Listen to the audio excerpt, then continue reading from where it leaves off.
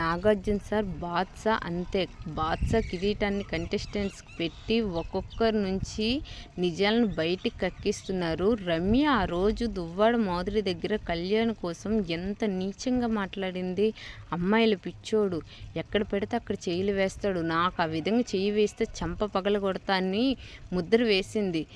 తన గురించి ఏం తెలుసు, తన వ్యక్తిత్వం గురించి నీకేం తెలుసని ముద్ర వేస్తావని ఈరోజు నాగార్జున సార్ నిలదీయడం చాలా బాగా అనిపించింది నాకైతే.